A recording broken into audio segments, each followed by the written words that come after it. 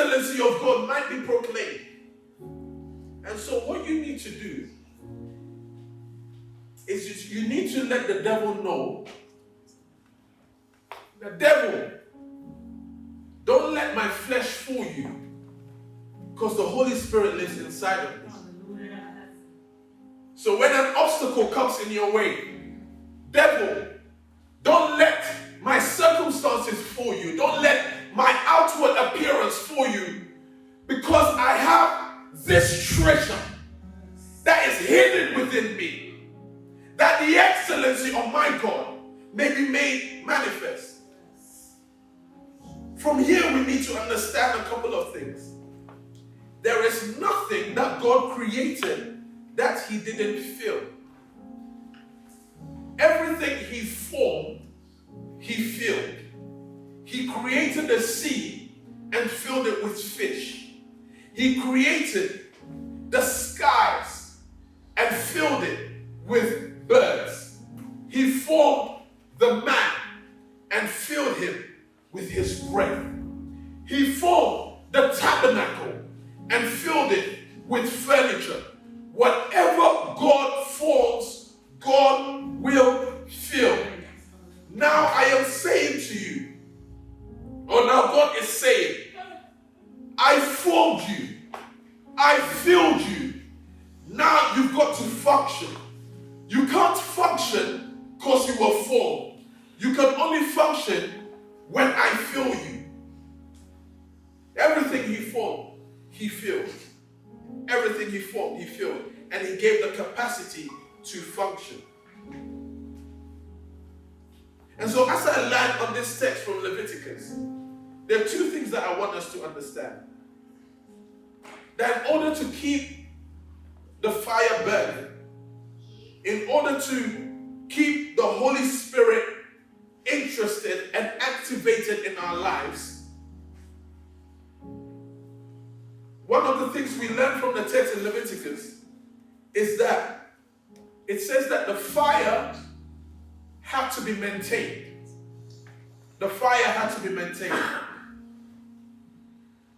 Someone had to maintain the fire on the altar. It was up to the priest in those days for them to keep the fire burning. And this reminds me of 1 Peter chapter 2 and verse 9. Because in those days, the priests were only a select number of people. But according to 1 Peter chapter 2 and verse 9, it says, but you are a royal priesthood, meaning that we are all priests, and that we have got to keep the fire burning 24/7. So you don't rely or wait for pastor to come to church, or pastor to start a prayer meeting, or pastor to do X, Y, and Z. He is not the only priest in the house. The text is telling us that, but you are a royal priesthood. We are all priests. Yes. So it's our duty to keep the fire burning. That's point number one. Point number two, and the last point. We ought to bring a new sacrifice every day. The priests, according to Leviticus chapter 6, were instructed to bring a new sacrifice every day. Meaning that they had to take out the old and bring in the new. They had to put new wood on the fire to keep the fire burning every day. Every day there was a new sacrifice. They had to take away the old ashes and bring in new wood so that the fire would keep on burning. Hebrews 13 and verse 15, it says, therefore by him, let us continue to offer the sacrifice of praise to God, that is the fruit of our lips, giving thanks to his name. Many times when we come to church, or even from yesterday right up until today, all we have brought is our old self.